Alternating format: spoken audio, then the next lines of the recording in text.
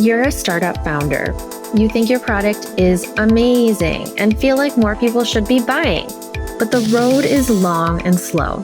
It feels like you're stuck. There's always one thing I ask startup founders. Have you talked to your customers? They almost always say, heck yes, we talk to our customers all the time. But what I find is they're either selling or trying to improve their product. These are not customer-focused conversations. If we can get curious about our customers, then we can uncover critical insights that will help us build to the next round. I'm Anna Firmenov, and welcome to Building with Buyers, a show about startup growth where I'll explore how customers help startups build to the next round. Emily Kramer, is this your third time on the show? I think it is. It is the third time on your show. Yeah, it's the third time. And I have my own podcast now. And I've only done, at the time of this, there's only 6 episodes in the wild. So I've done your podcast half as much now as I've done my own. Yeah, but more episodes coming on yours. More episodes. Yeah, we're doing a 12-episode season. So it won't be like that I've done more with you. So you've got a newsletter. You're the creator of the MKT1 Newsletter. You've got a podcast, the Dear Marketers podcast. Just like overall, how's that been for, like, what do you think? Like, how's it been for you? You laughed, like, what, before I pressed record, you were laughing, and I'm like, I wonder what she thinks. Like, you've had enough episodes where you kind of now get a good sense of what it takes and how it goes. So what do you think? Yeah, for sure. I've gotten really used to doing the newsletter, and it still takes me a really long time, but I know how to do a newsletter and how to get subscribers and how to get people to look at it and read it, right? So I've kind of like cracked that code. And so it's always humbling to like do something new and not feel like you've cracked the code, because obviously at first you're not going to have nearly as much success with that as I do with, say, my newsletter. And so with every podcast episode, I do a newsletter too that goes with it. And it's not just like the transcript or a recap. It's like literally like kind of an expansion on the topic or something that kind of works better in newsletter form than just talking about. Like, we just recorded an episode that's not out yet on brand and web redesigns, and then the newsletter will be more about scoping the project and general budget ranges and things like that that are less exciting to talk about. So I still have some of my comfort zone involved with it, but yeah, it's a little out of my comfort zone, and we're working on it and trying to make it better with every episode. And it's certainly doing well because I have the built-in distribution, but it's hard and it's a whole different beast. And I'm trying to do a slightly different format than just the interview format, and doing it with my friends who are repeat co-hosts, who are all marketing leaders actively within companies. And so they're doing this on top of their busy day jobs at companies like Mercury and Vanta and Cocoon. And so, yeah, it's an interesting challenge, but it's fun and I like it. And it's always good to be challenged. Yeah. And so the challenge for you then is, how do I make this as successful as you've made your newsletter? Because you're starting from zero, right? I mean, basically.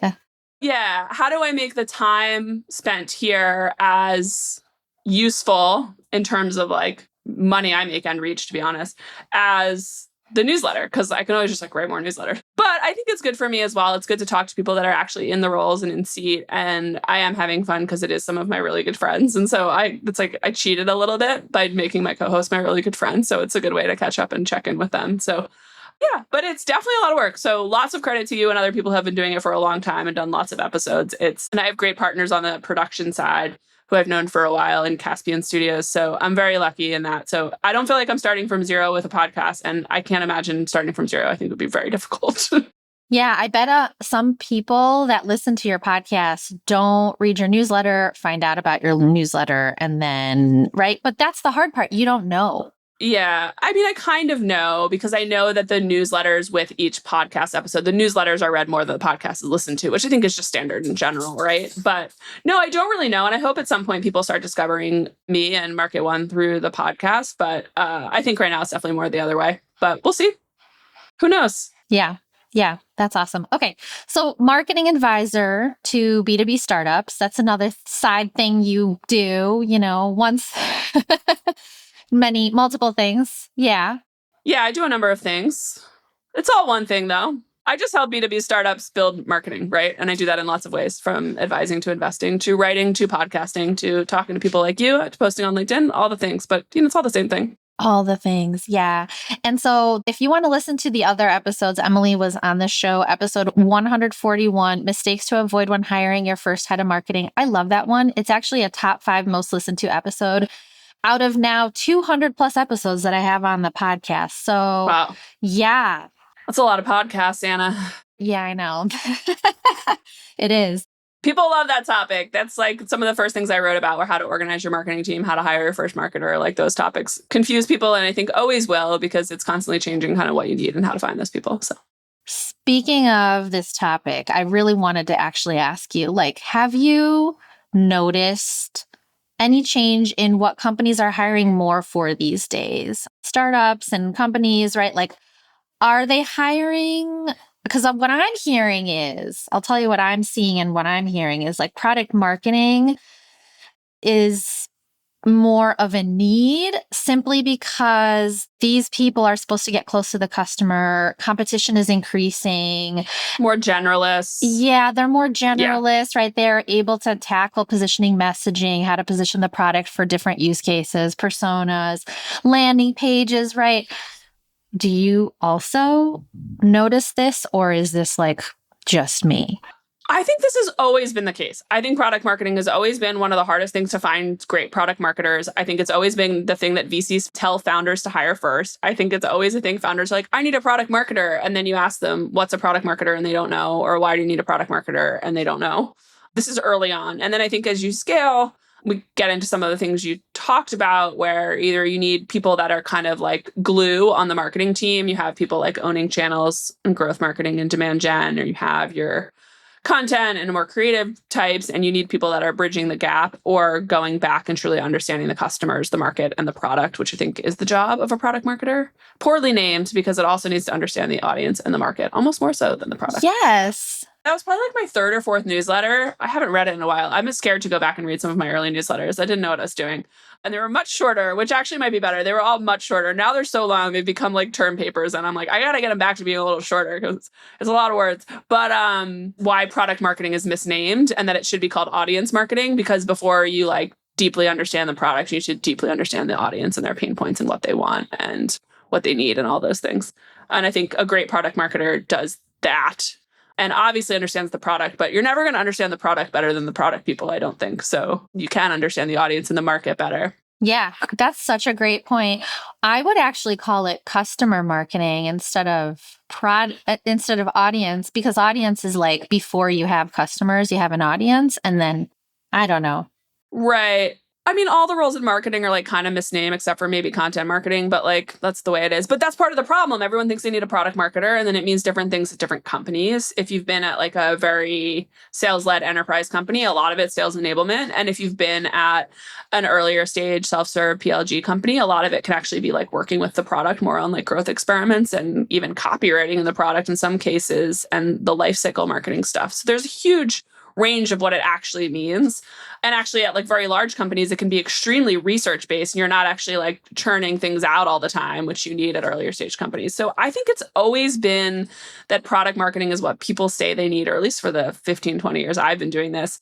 But it's maybe it comes back around again where people are like, why does everyone need a product marketer? But I actually don't think a lot has changed there. What I do think has changed on hiring and what I see people need is I actually see, and I saw someone else write about this recently, and I wish I knew who said it because I'm piggybacking on this thought, which is that I feel like people who have a social skill set and specifically can make the content for social as well as like understand how social channels work and how to optimize them and all of that stuff. So understand the growth side of social as well as the content side of social are super in demand right now and super valuable in like first marketer roles, because they touch so much of marketing. And I think right now, if you can crack the like making modern content with customers and your audience and your ecosystem and crack that and build up distribution, that's where you're going to win right now. Like it's not with organic search or even paid search right now, or it's not even with outbound is really difficult. So I think it's a good time for people that have those, are really experienced in doing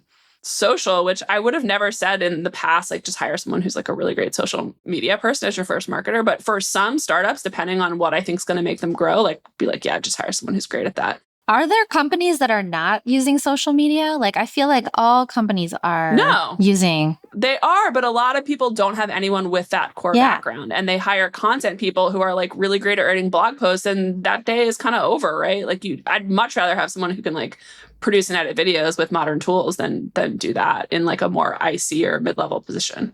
Who knew? Who knew that I wasn't wasting time on social media all this time, like learning how to... Right? It's like, it's just not a skill set that I think is thought of. And like, you don't see a lot of like CMOs who come from like social backgrounds, but I actually think we'll see more of it because you understand the like short form media thing. You understand how to repurpose content. You understand both the growth side and the content side. And so I don't know, depending on what my audience is and what channels I need to be good at right now, like I might hire someone who's been doing the social stuff for a while. This is fascinating because this goes back to your article on the marketing team and kind of like the overlap of people and how it's needle in the haystack to find a growth and content person. I remember this. Yes, that's exactly what it goes back to. Yeah. So I say in marketing, forget all the titles. You need fuel and you need engine. Fuel is all the content that you create. Engine is all the distribution channels you use. You can't grow without a mix of fuel and engine for the right audience, right? And so fuel is typically your content and brand people, and engine is usually your growth and demand gen people. And I think product marketers are typically helping you build the foundation for all of that, and then also kind of contributing to creating the fuel.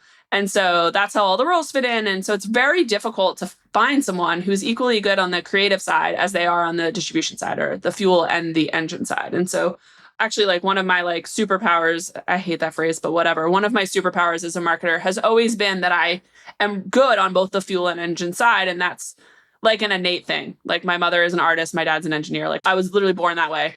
But if you have that skill set, you can go really far in marketing and like lean in. Like if you have that, can do both, because so few people can. And actually, this is what I was saying. I kind of read someone articulate really well. And if I can find the post, I'll send it to you because I want to give credit where it's due, where it's like those social roles combined, those people can combine fuel and engine really well.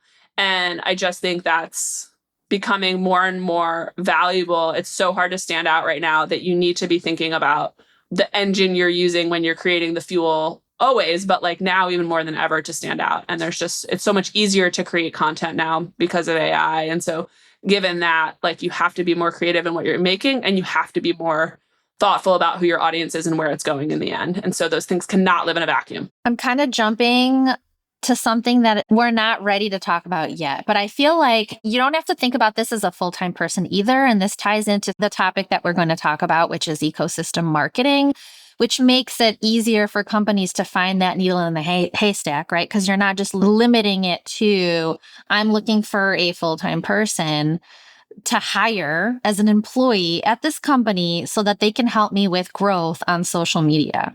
That's not necessary. So, but I'm jumping ahead a little bit. The other episode that the listener might want to listen to is episode 183. If your startup can't win on go-to-market, we won't invest. That's a good one too. And so, but today I want to talk to you about customers, and I've been exploring how customers play this role in helping startups build to the next round, which goes beyond revenue, which goes beyond case studies, which everybody mentions. Like, of course, our customers are a big part of our growth strategy, right? It goes beyond that. And so I've heard a lot of really cool creative examples already on the show. I've put together myself with my not great ability to put together a visual of this. So I've asked my designer, and I'm putting together this 30 days of customer obsession calendar, which looks way better than what I put together, honestly. So I'll share that. But I think that this is really like an untapped strategy. And it also ties into some of the stuff that you talk about too, right? So my question to you, Emily, is, have you noticed any creative ways where companies leverage customers as part of their growth efforts? And if yes, who's doing that? Yeah, for sure. I think the companies that I think do this best, like they incorporate customers into everything they do, not just like check the boxes on having case studies. So they don't think in terms of like traditional case studies. They think, how can customers be incorporated across like all of the things we do? And so that's who I look for great examples. I actually just this morning, I saw Anthropic did a launch of like integrations within Claude. Every time I say Anthropic and Claude, I'm like, did I get that right? Is that the right combination? That's right. No, because I'm a ChatGPT girl, and it doesn't really matter. I don't really care. That's what I found is better for me. but I'm always like trying to match the agent name with the company name. And like, I still struggle. I always like doubt myself. I'm like, is this the right combo? As an aside, I wanted to make a list of like all of the ridiculous, like personified names of like all of the like agents out there. Cause it's ridiculous. It's like bad modern baby naming.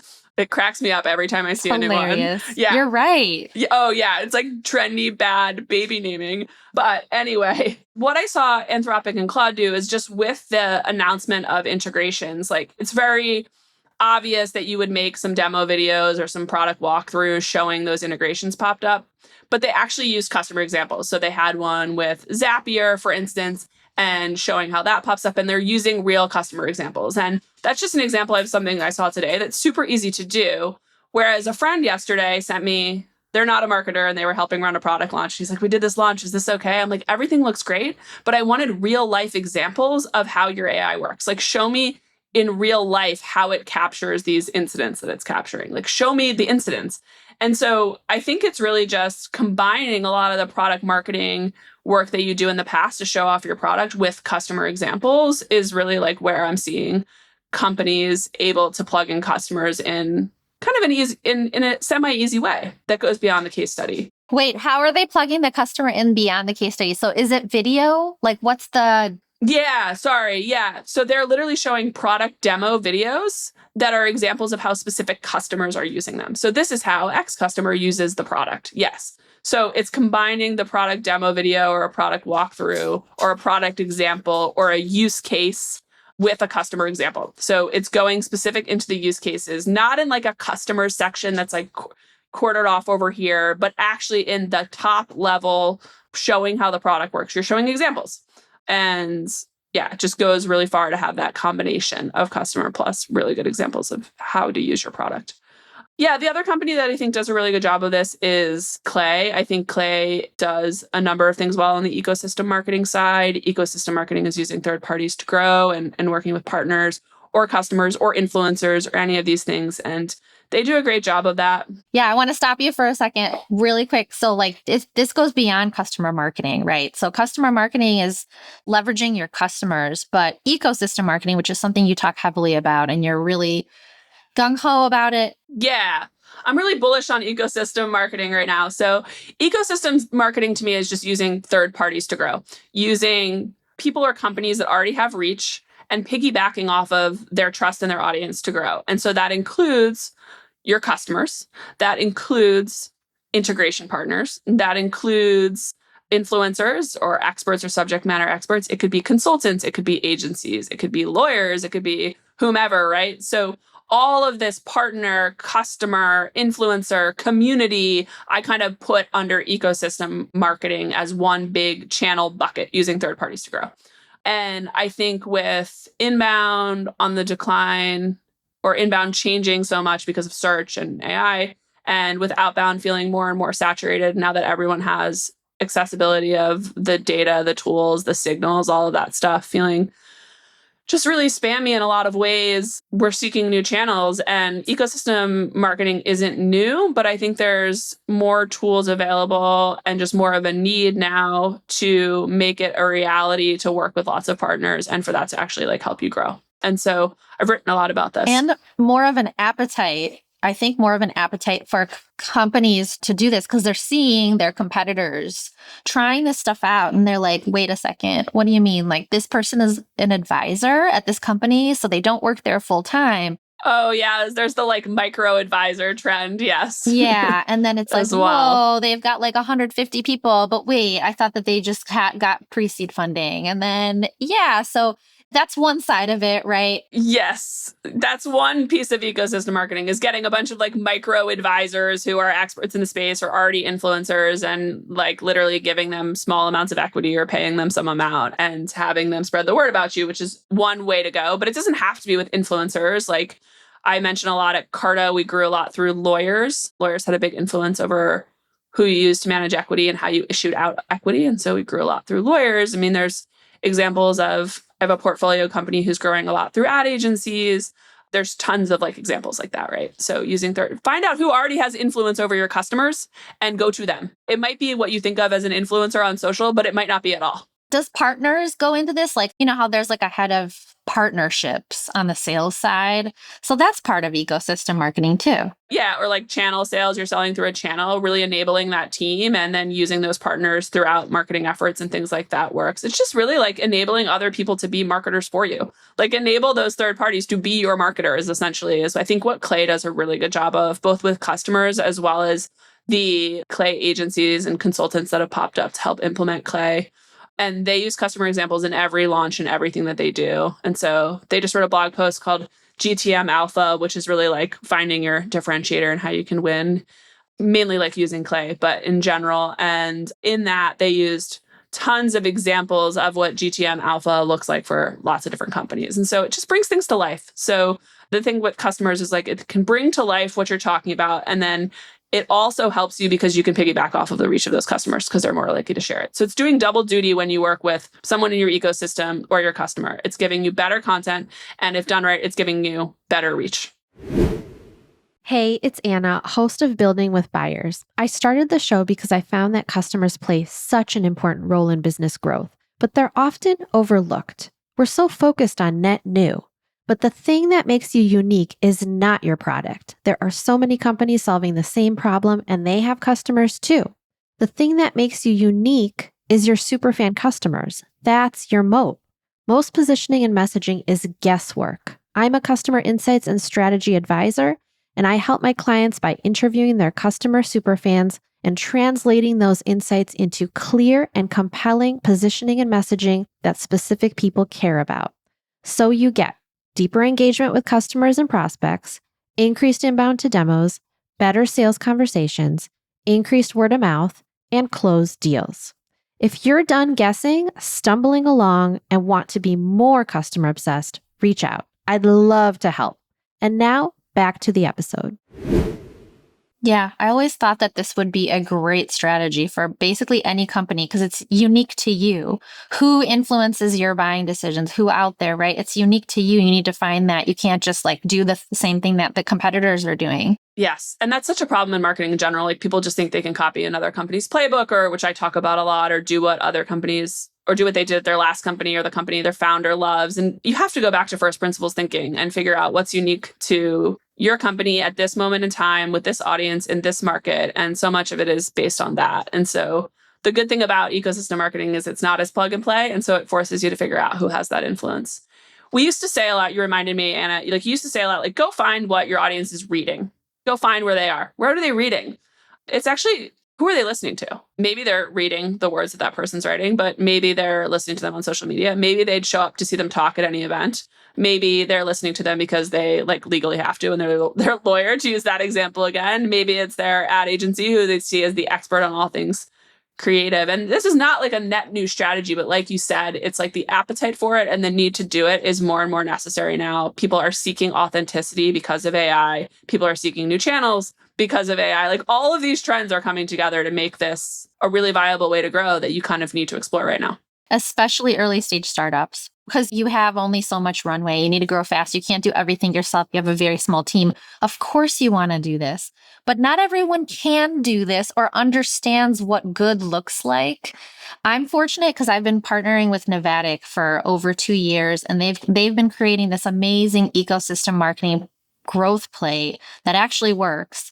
And I have been approached by other startups that want to do something similar. They think they want to do something similar.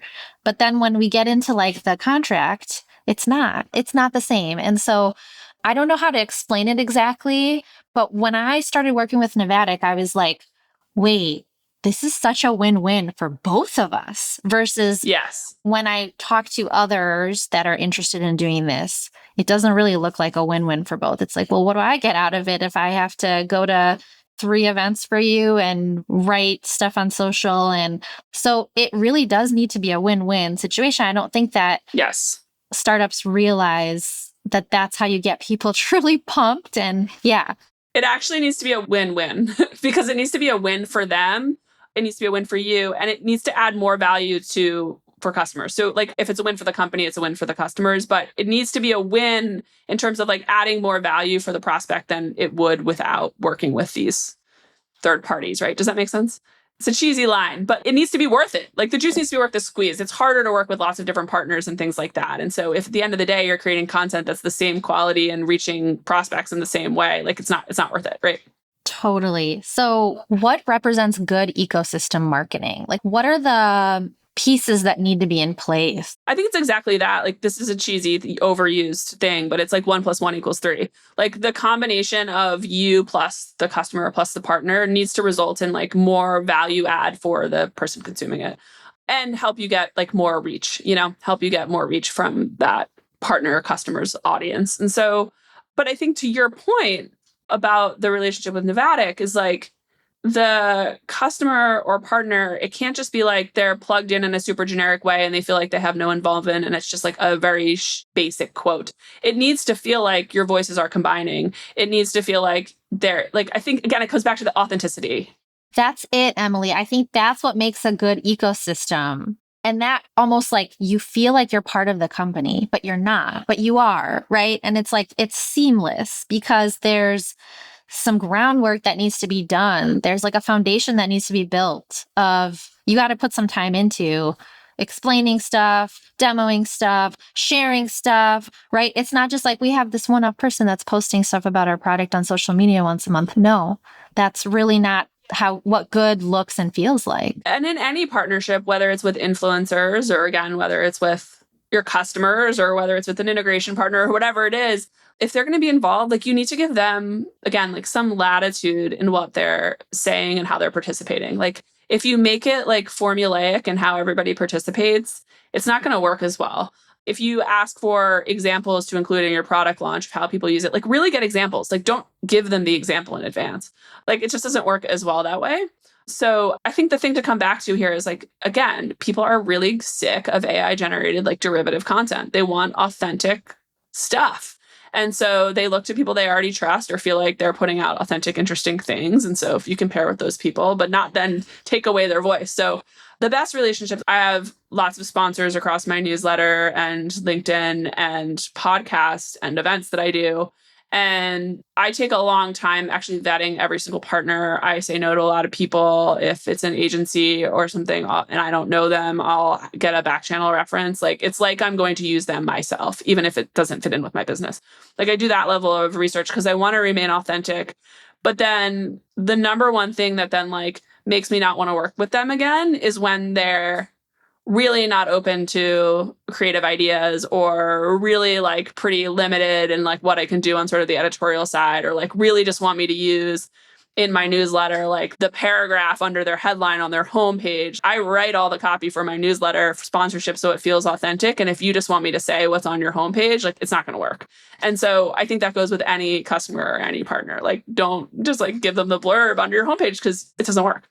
Yeah, agree with that. So if you're a listener and you're at a company and you're like, I really believe in this, I really love this, like customer marketing, we should at least be starting there.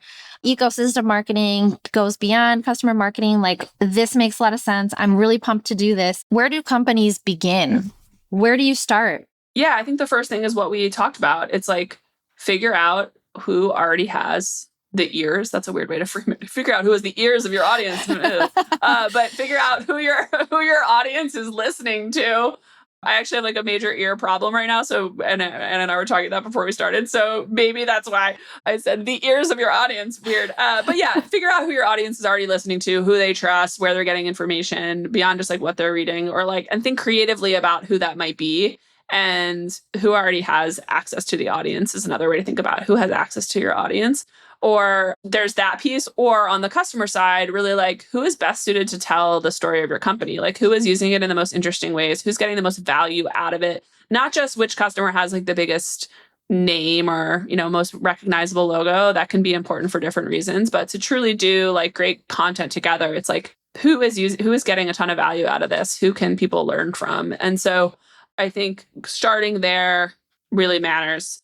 I think it's easier than ever, like to pull lists of, say, influencers or list of whomever you want. It's easier to get that data. But I think it really comes from like talking to your customers at first. No way, Emily. Yeah. What are you saying? There. Stop it. I know this is a novel idea, but you got to talk to your customers and figure ask out where they're finding them information. where they're finding information. Yeah. But not just that, asking some of those basic questions works, but it actually is more like, who do you have recurring meetings with every week? Who are you talking to externally a lot outside your company? Where did you find out about the existing products that you're using? Which newsletters do you read? It's like specific questions, because it might not just be influencers or other big companies in the space. It might be weird things like, oh, well, I'm listening to... One of my favorite examples is like in the legal world and the medical world, you have to do continuing education credits. It's like required of you by the powers that be. I think by the bar in the legal world. I don't know, in the medical world, the powers that be. You have to do continuing education credits. And so people have to watch like boring videos or go to like boring events to get these continuing education credits. And you can actually, as a startup, like apply for your content to count as those things. And then people get credit for it while they're watching it. But you wouldn't know that unless you ask, like, what content are you consuming? Like, how are you staying up to date? And people might start mentioning, oh, I have to do these really lame continuing education credits. And there's a way to tap in. So there's like things like that that are not your traditional like influencer type things, but can help you grow if you really tap into that. What are you listening to? Where are you getting information? Who's influencing your day? I like to also go beyond work. Do you know what I mean? Like sometimes you can get such creative ideas too if you ask them like, outside of work, what do you listen to? Oh, I listen to this like really funny podcast just because it's like comedy and I like to laugh. And that's interesting, right? What do you do outside of work? I like to laugh. I like to laugh. I love laughing. Or like this parenting podcast or like this, I don't know, not even podcasts. It could go outside of that. Like on social media, what are you scrolling? What are you looking at? Oh, you know, cat videos, whatever they say. I'm not saying they're going to say. Well, this is actually how I kind of like came up with my podcast format, which is it's me and marketers that were on my team at Asana that are all in marketing leadership roles now. And my co-hosts kind of rotate through, but it's the same 4 across the whole season with some guests here and there, you know. But a lot of the podcasts people listen to, not business related, are like, or even business, are groups of people chatting and then like weaving in history or current events or whatever it is. And so I was like, well, what if we had that on the marketing side where it's friends that are chatting and we, you know, it's obviously dense with marketing information, but it feels like you're eavesdropping on a dinner conversation or a happy hour conversation. And I thought there's a lot of that in like consumer podcasting is the wrong word, but you get what I mean. Non-business podcasts, there's tons of that. And so try to do that a little bit on the B2B side. So that's like where the idea for it really came. I love that. See, I mean, that's why you got to go outside. Yeah. Sometimes outside the box is good and asking questions outside the box. And you know, I focus on customer research. Yes. So I'm always thinking like, how do I make this research more interesting, more usable, more insightful for impacting the business strategy? This is a little off topic from what we're talking about, but maybe it's not. One of my favorite questions to ask in that situation is to tell me what tabs you have open. I've said this in other things before. Tell me what tabs you have open. I mean, sometimes you might not have time. If you're talking to someone like me, they might have like 5,000 tabs open and not be organized, but you can actually learn a lot by what tabs someone has open. I do like to ask the question, but I don't ask it in that way. I just ask like, what other tools are you using throughout your day to get your work done? But I like the tabs you have open because they're like, it's right there. It's tangible because then you get stuck. It's like when people ask you for examples of like customers and things, you're like, oh, you freeze up. You're like, I can't remember where. But like, if you're like, oh, literally read me the tabs. Literally, I could be like, oh, I have Trello. I have HubSpot. Yeah. Or like people have a lot of desktop apps too. So you'd be like, what tabs and desktop apps do you have open, right? And you can learn a lot about what's part of their day. So make it tangible. Totally. I love that. Okay. So we went off topic a bit. That's okay. I love going off topic with you, Emily. But we did get to talk about customer marketing and unique example there. And we talked about ecosystem marketing and what does that look like and who's doing that well and how do you start? And so we covered a lot here. And I wanted to see if you had any questions for me. I do. Can I actually give you one more example that I just thought of as we stopped? Yes, please. I was talking about Clay, and one of the things that I really like that they've been doing is they've been doing these hackathons for using their product, like go-to-market hackathons, using Clay, but with specific companies. Like the first one they did was with Vanta, and I think they might have done one with OpenAI and Canva recently.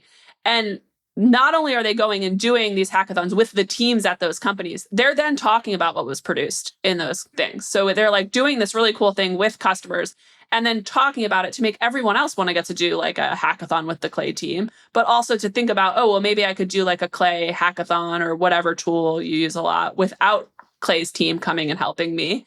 And it seems like, oh, here's a best practice that these amazing companies are doing. And so I can do that myself. And so I really like the example of like, this is doing like, again, like triple duty. Like they're going and doing these with their best customers and like some of their large customers. They're talking about it on social, giving them social credit. And then they're creating this practice, which is going to help them make other content, which could be like how to run your own clay hackathon. And so it's just like triple duty, which all starts from like, a customer is probably like, hey, will you come in and show us how to use clay for a while? And so it's just like taking all of that like a few steps further. Well, what if we talked about this? What if we made this a series? What if we then let other people participate in these things we're doing with customers? So it's just like co-creation. Yeah. Co-creation. Yeah, that's what it is. Content co-creation. That's awesome. I love that example. It took me a while to get to the good example, but I finally got there. I love that so much. What can I answer? What question do you have? Why do you think that right now, or why are you talking so much about right now about why you think customers are like more important than ever? I mean, I agree with you. Or using customers in your marketing, I should say. Customers have always been important. It's how you make money. But like, why do you think it's more important than ever to use customers in your marketing? Yeah, I mean, I think always customers have been, for whatever reason, especially at early stage startups, because the focus is always on net new. The focus is mostly on, customer success, right? If there is a customer success team, they're worried about keeping the customers happy. And so great, we got the customers. Now let's move on. Net new. We need to like get the leads, right? Marketing is always more focused on top of funnel and getting leads and helping the sales team. And I see that there's like a gap here. There's a gap because like before you focus on net new, you got to go back to your customers and focus on them first. So you got those initial customers, your first 5, your first 10, your first 20, and then you're moving on. But it's too soon. You can't move on yet. You really need to zero in on these people. And so the work that I do, first of all, customer research ties into that. And so then just thinking about building with buyers, I'm trying to get people to focus more on customers and customer marketing. And it's not like I never thought about it, but now I'm really pushing because I feel like this is such an untapped territory for early stage startups. There was an episode that I recorded, I think in season 1 even, but the marketing team decided to start a new group that was called Customer Love. It's the Customer Love Team. And I'm like, wow, that's brilliant. I love that. The Customer Love Team. And it was all about just focusing on them, making sure that they had amazing experiences, were treated really well. And that increases word of mouth, believe it or not, which is like the number one thing that works. So I loved that then. And I never really thought about it until revamping my podcast and like the premise of the show we need to focus again, take it back to the buyers, focus on the buyers, not just for research, but beyond, like with customer marketing and even as part of ecosystem marketing efforts. I just think that it's skipped. It's like skipped part because we're always chasing new leads. Yeah, that's a good way to think about it. I think the other big thing here too is like, it's just becoming harder to build differentiated products and harder to build differentiated marketing because it's just easier to build everything with all of the new tools and things like that.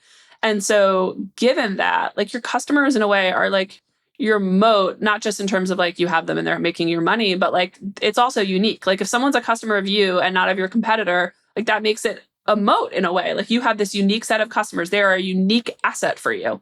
And so if you have, like for companies that have really amazing customers and it's not like the central main part of their marketing strategy, I'm like, you have this huge advantage that you are not tapping. Why are you trying to make your founder famous when you have like the best customers I've ever seen? Like push them forward. Or maybe you don't have the best logos I've ever seen, but you have customers that are doing like that are just totally transforming how they work with you. Like tell those stories. So it doesn't matter if they're the best, but if there's something super interesting about the set of customers you have, you got to like lean into that. And I think it's a massive advantage that people don't like think to really exploit. Massive. And I love that. I've heard people talk about like moat. Your product is not your moat. Your go-to market strategy is your moat. Your customers are your moat, right? Your customers are your moat. Yeah. Your customers are your moat. They're the unique ones that went with you. I always talk about this. Like, why the heck are these crazy people going with you, especially for early stage startups where you don't have any trust yet? You haven't built it up yet. And so they decided to go with you and they're staying with you. And what the heck? What makes them decide to stay and just like understand this stuff? And I don't think people spend enough time really digging into this stuff. And so it goes back to the work that I do. No, I think they don't. To your point too, it's like usually when like you win a customer, it's like we celebrate it, right? And it's like, oh, it's done. It's done. Like, or it's like I can't hand it off to another. It's not done. Yeah. It's not done. There's so much more to do. It's only just beginning. It's only just beginning, right? So I'm really excited to share this like 30 days of customer obsession calendar. It should not just be 30 days. It should be every day, not Saturdays and Sundays because people should relax, but. Good reminder. I'm really bad at that. I write most of my newsletters on the weekend because I can't be on the weekend. Have to get into the flow. I know. It's a thing I'm working on. Oh, geez. I just started batching my social posts on Fridays. So like all of them for the next week, just do it on Friday. Yeah, that's been really helpful. I just have to be able to have like hours free. And even if I try to like block off a whole day and not have meetings, like something moves, something happens, or just I get pulled into other things. And the only time I can like do it is on the weekend. And it kind of sucks, but I'm working on it. Stay Monday through Friday, Emily. Absolutely. Oh, I have not stayed Monday to Friday. I am the worst. I have not been Monday to Friday forever. You're like never. I've never done that. Yeah. But I appreciate you. I was better at it when I was working in companies. I was much better about it. But, oh, you were? Oh, yeah. I was much better about it. When you have your own thing, it's kind of like your baby, right? It's hard to be like, no, I'm not working on this. Yeah. If I'm not doing anything else, I'm like, I like it. So I'm like, if I'm not doing anything else, I'll just do this. I don't know. I don't like writing. This is the thing. I don't like writing at all. Wait, what? You don't like writing and yet you write these huge like essay pieces? I know. I like thinking and I like structuring my thoughts. So I like the outlining part. I love making diagrams and visuals and things like that. I don't like the writing, but I think and so people are like, why don't you just pass it off after the outlining phase? And it's because like a lot more of my thinking like comes during the part of writing, right? So it's like a vehicle for thinking, but I don't like it. I don't like putting the words together. I don't find like joy in like finishing the words. If I had it my way, like 65%, I would just ship everything, but I don't because I'm a perfectionist. Do you use ChatGPT to help you write? I do. More on the like research side and then more like, hey, I wrote this really bad section, like the section that's really messy and I just need fast editing pass and then like I'll go back and fix it again. So I use it as like a co-editor, probably more than writing things. But sometimes I'm like, I think this makes me take longer. Like, I'm like, I think it might just be better if we just forget that it exists. I just spent an hour prompting when I could spend an hour writing and it would have been just as good or better. But it's because I don't love the writing. I'm like, I'll do everything else. Like I might have told you, I make diagrams first, usually for newsletters. Like I make the visuals before I do the words because I'm like anything to not make me have to do the like detailed writing. Yeah, that's my secret. I don't like writing. It's hilarious. We went off on a tangent again, but you are wonderful.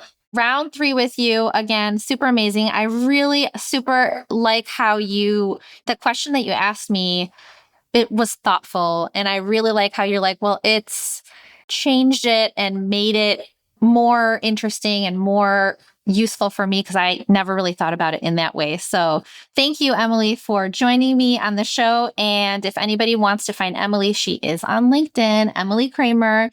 And you can check out Market1 by going to market1.co. It's MKT1.co. It's the letters. My name is Anoy. MKT1.co. Yes. I have the most annoying name. I have so many regrets, but it's too late now. It's too late now. I mean, it's not. You could always change it. But I know. Dear Marketers Podcast, also listen to that. And Emily, you're such a pleasure to hang out with, always. Thank you. Not always. Trust me. I have bad days too. Always. I mean, from the 3 times you've been on the show, always. Oh, thank you. All right. Thanks so much. Thanks for listening to this episode of Building with Buyers. New episodes drop weekly, so make sure you're following wherever you get your podcasts. You can find me on LinkedIn, Anna Furmanov. Visit my website to learn more about how to turn customer insights into positioning and messaging your buyers will understand. FurmanovMarketing.com. And don't forget to leave a review if you're loving the show.